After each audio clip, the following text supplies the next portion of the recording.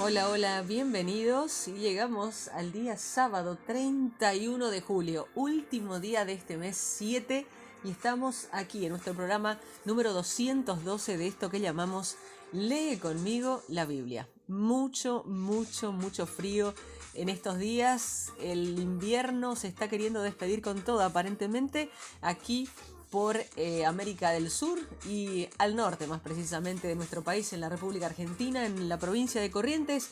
Les damos la bienvenida y por supuesto iniciamos con nuestro devocional del día de hoy. ¿Me acompañan?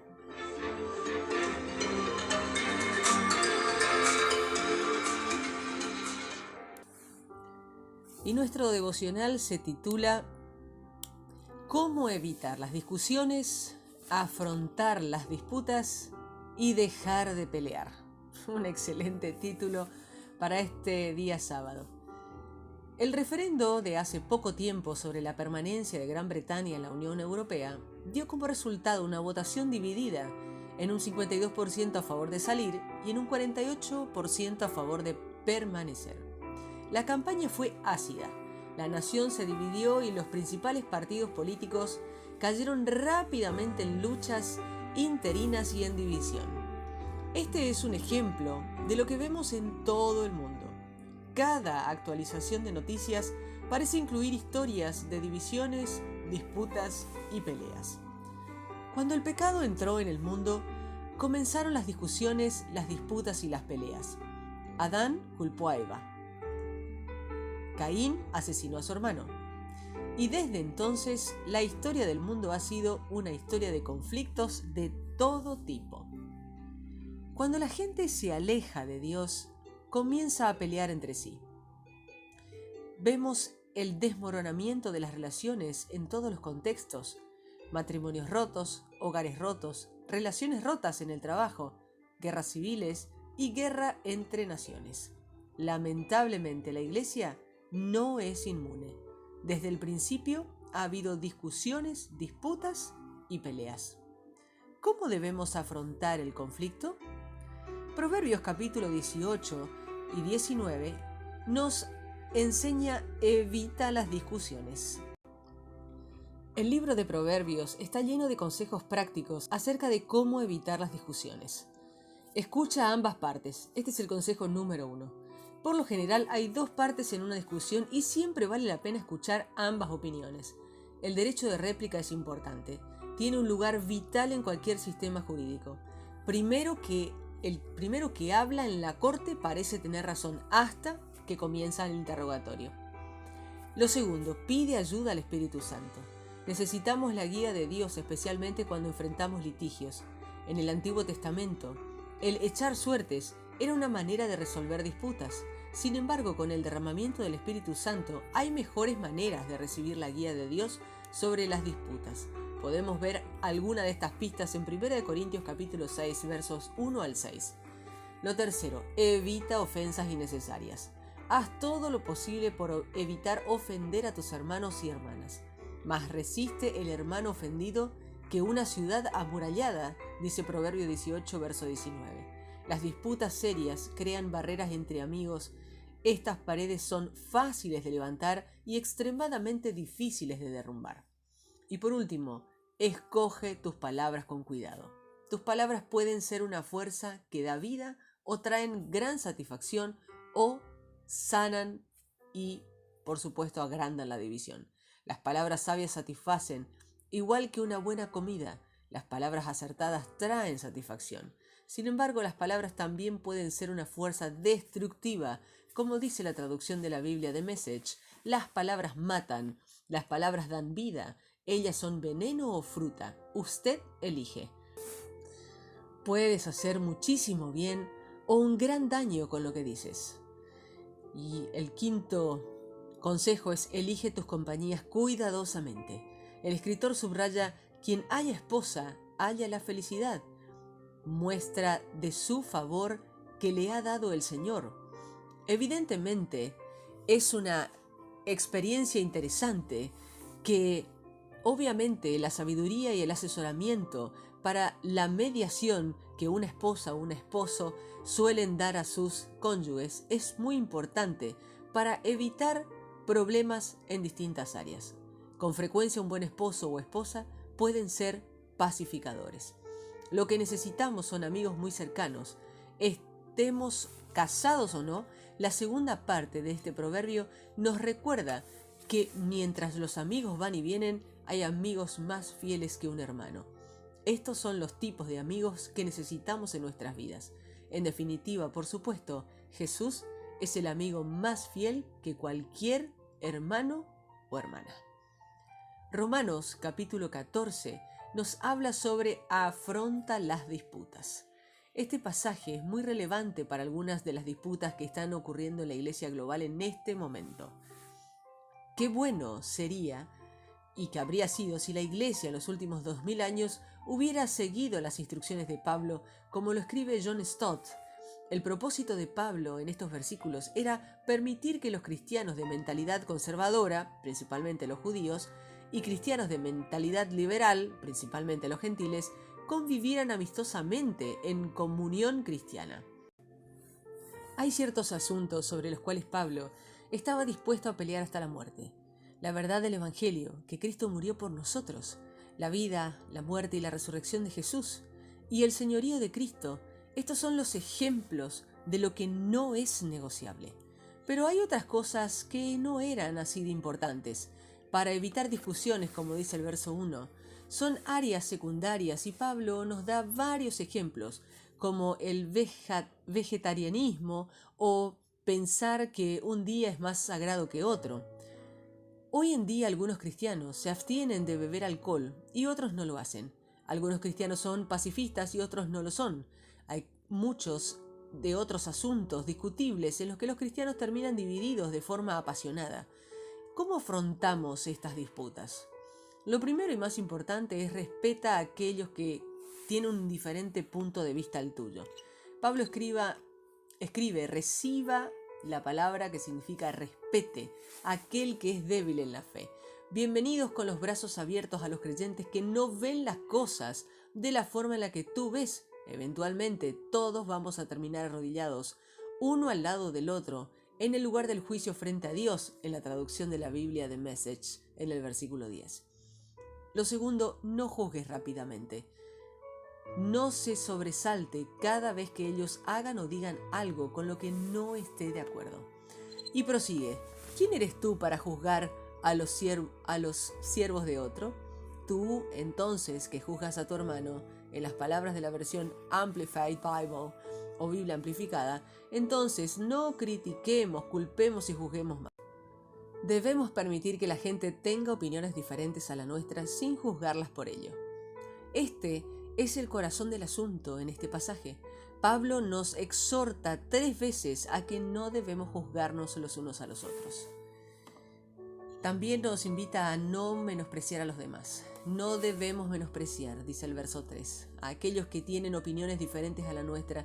Dios los ha aceptado. Lo mismo deberíamos hacer nosotros. Otro consejo es haz aquello que creas correcto.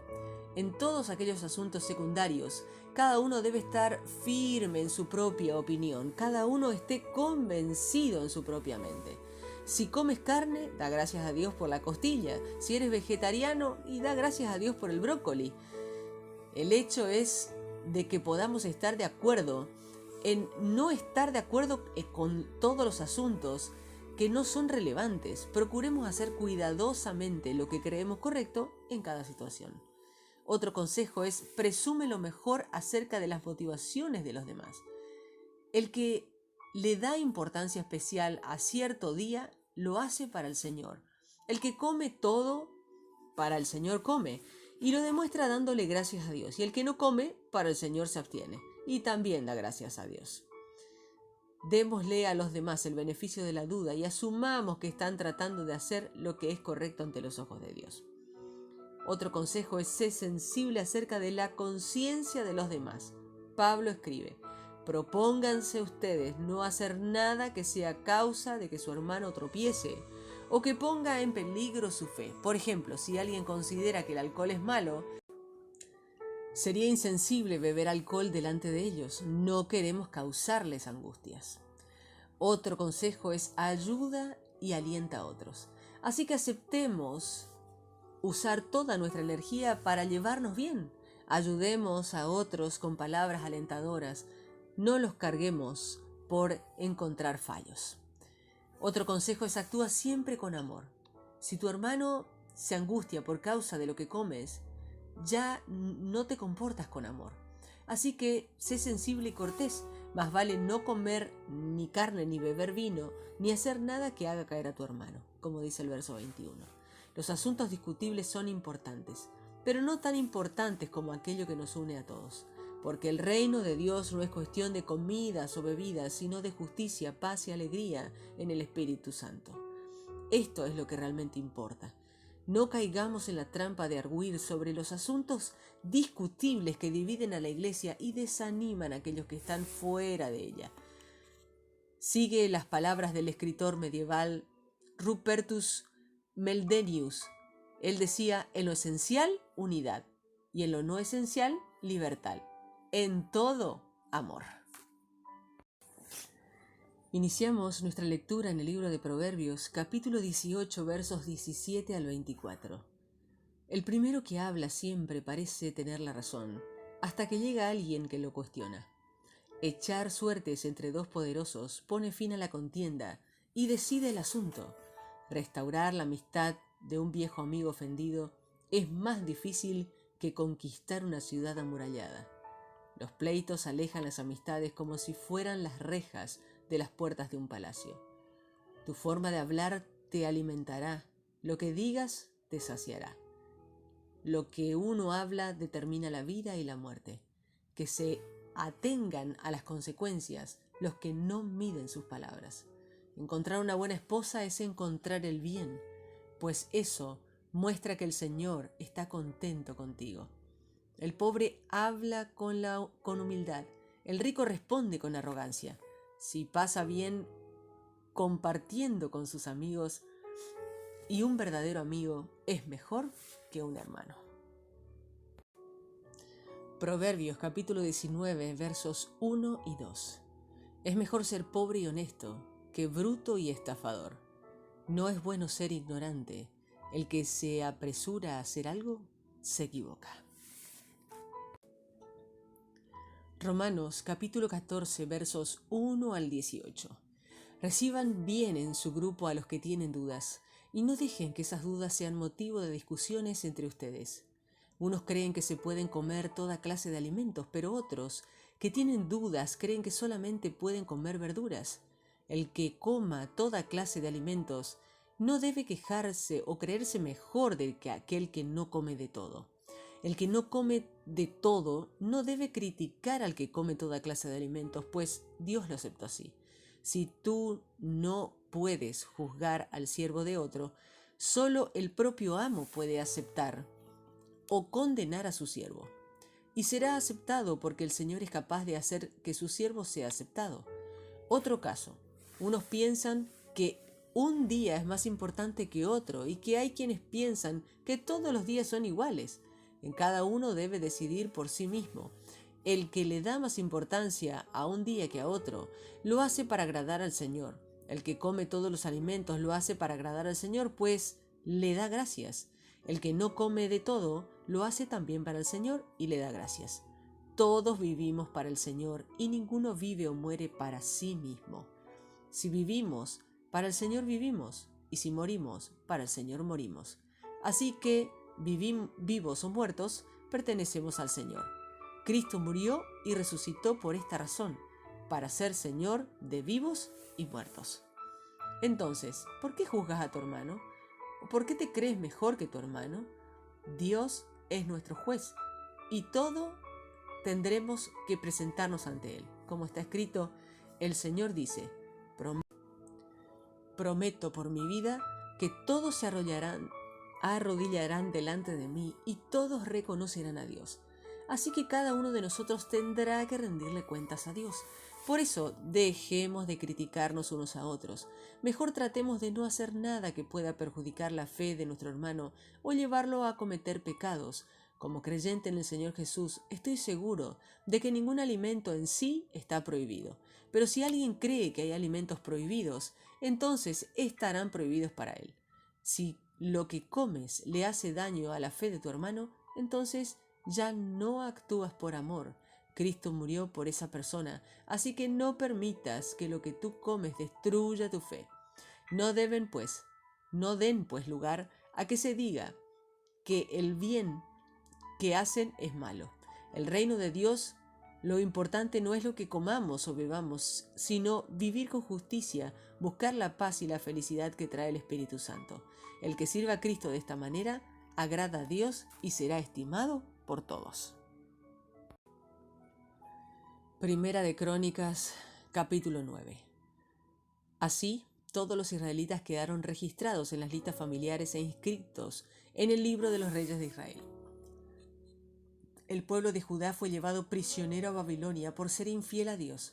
Los primeros en regresar a sus tierras natales fueron israelitas, sacerdotes, levitas y servidores del templo. En Jerusalén se establecieron algunos descendientes de Judá, Benjamín, Efraín y Manasés. De la familia de Fares, hijo de Judá, estaba Utai, que era hijo de Amiud, y Amiud era hijo de Omri. Omri era hijo de Imri, e Imri era hijo de Baní. Los silonitas estaba Asaías, quien era el mayor junto con sus hijos. De los seraitas estaba toda la familia de Juel, que eran 690 en total. De la tribu de Benjamín estaba Salú, que era hijo de Masulán, y Mesulán era hijo de Odavías, y Odavías era hijo de Senúa. También de Benjamín estaban Ibneas, hijo de Jeroán, Elá, hijo de Uzi, y nieto de Micri. Mesulán era hijo de Cefatías, hijo de Ruel, bisnieto de Ibnías. Junto con ellos estaban todos sus hermanos. En total eran 956. Todos ellos eran jefes de familias. De los sacerdotes estaban Jedaías, Joyarib, Joaquín, Asir, hijos de Gilquías, y Mesulán, hijo de Sadoc, hijo de Merayot, hijo de Agitob, el supervisor en jefe del templo de Dios. También estaban Adaías, hijo de Jeroam, nieto de Pasur y bisnieto de Malquías, y Masai, hijo de Adiel, nieto de Jasera. Jasera era hijo de Mesulán, Mesulán era hijo de Mesilemit, Mesilemit era hijo de Imer. Junto con ellos estaban también todos los parientes. Eran en total 1760 y todos muy hábiles en los asuntos del servicio del templo de Dios. Los israelitas de los levitas estaban Semaías, hijo de Jasub, nieto de Azricán y bisnieto de Hasabías. Todos ellos eran descendientes de Merari. También estaban Bacar, Eres, Galal, Matanías, hijo de Micaías, nieto de Sicri, bisnieto de Asaf. Además, Abdías, hijo de Semaías, nieto de Galal, bisnieto de Jedutún. Berequías, hijo de Asá, nieto de Elcaná. Ellos vivían en las aldeas de los netofatitas. Los porteros eran Acub, Talmón, Ahimán y Salum, que eran jefes de todos. Hasta ahora ellos están al cuidado de las puertas del rey, que está al oriente, y han sido porteros de los campamentos de los levitas. Salún, hijo de Coré, hijo de Ebisaf, hijo de Coré, y sus parientes coreitas eran los responsables de custodiar la entrada de la carpa de reunión, tal como los antepasados habían hecho guardia en la entrada del campamento del Señor. Mucho antes, el jefe de ellos fue Finés, hijo de Eleazar, y el Señor estaba con él. Zacarías, hijo de Meselamías, era guardián de la entrada de la carpa de reunión. En total, se nombraron 212 hombres como guardias de las puertas. Todos ellos estaban inscriptos en los libros de registros familiares y eran dignos de confianza. Fueron elegidos para sus cargos por David y Samuel el vidente. Así que ellos y sus familias estaban encargados de la vigilancia de la entrada de la carpa que se usaba como templo del Señor. Los porteros estaban ubicados en el cuarto punto cardinal, norte, sur, oriente y occidente. Sus familias venían a ayudarlos en los turnos de 7 días. Los 4 jefes de la guardia estaban de servicio permanente, eran levitas y eran responsables de la vigilancia de los salones y de los tesoros del templo. Ellos pasaban la noche en el corredor de la entrada del templo, pues su labor era vigilarlo y abrir las puertas por la mañana. Algunos estaban encargados del inventariado de los utensilios de servicio. Debían contar con todo lo que salía y todo lo que entraba. Otros estaban encargados de los muebles, de todos los utensilios sagrados, de la harina fina, del aceite de oliva, el vino, el incienso y las especias. Pero los hijos de los sacerdotes eran encargados de mezclar los ingredientes para los ungüentos. Matatías era uno de los levitas, hijo mayor de Salum el coreíta. Matatías estaba encargado de hacer las tortas para las ofrendas. Algunos de los parientes coatitas estaban encargados de preparar el pan consagrado que se coloca en hilera cada día de descanso. También había cantantes, que eran jefes de las familias levitas, libres de otras responsabilidades que estaban al servicio día y noche. Estos eran los jefes de la familia de los levitas según sus registros familiares. Todos ellos vivían en Jerusalén.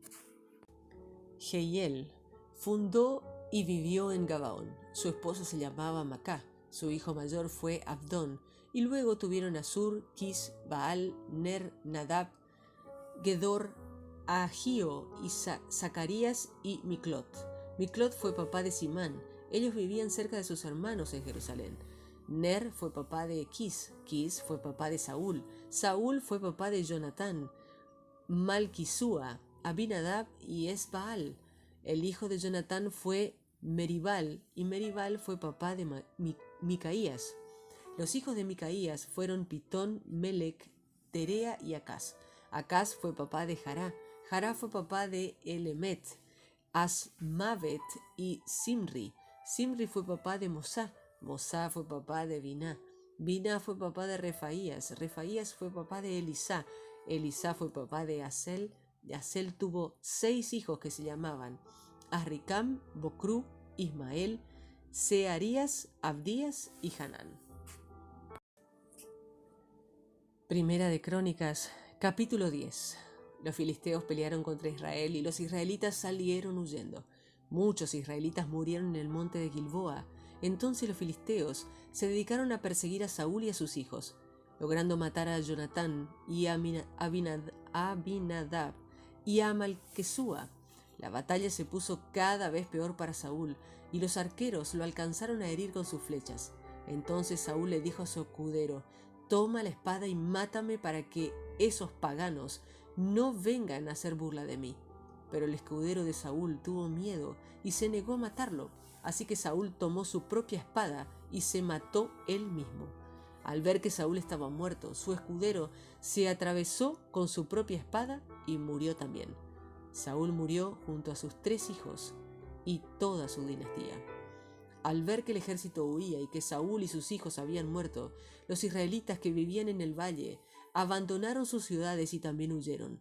Entonces los filisteos pasaron a ocupar esas ciudades. Al día siguiente, cuando los filisteos regresaron para despojar a los cadáveres, encontraron a Saúl y a sus hijos muertos en Gilboa.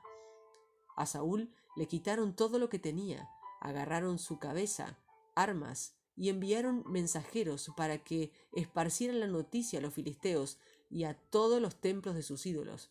Pusieron sus armas en el templo de sus dioses y colgaron su cabeza en el templo de Dagón.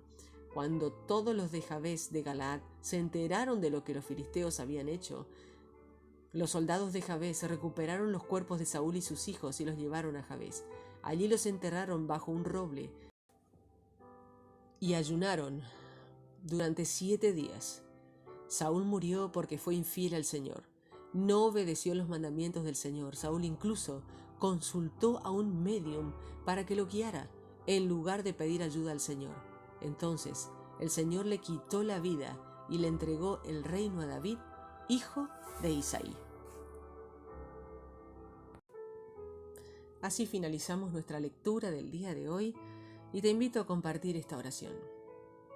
Señor, Oro para que las palabras que hablo sean una fuente de vida para los que me rodean. Señor, oro por una nueva unidad en la iglesia.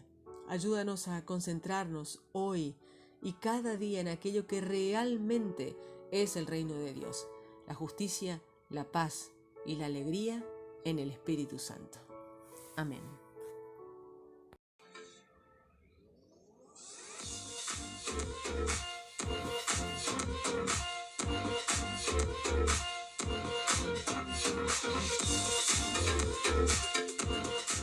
Punto final para esta edición de sábado 31, el último día del mes de julio del 2021, programa número 212. Muchas gracias y mil disculpas. Los nombres son tan difíciles de leer y de pronunciar. Hemos pasado los últimos 10 capítulos de Crónicas leyendo nombres que justamente no son las cosas más fáciles de hacer, pero todo es palabra de Dios y todo nos enseña, nos educa y nos ayuda a comprender los planes y la voluntad de nuestro Dios. Espero que este tiempo haya sido un tiempo de bendición para vos tanto como lo fue para mí. Nos encontraremos mañana, si Dios así lo permite, en otra edición de Lee conmigo la Biblia. Bendiciones.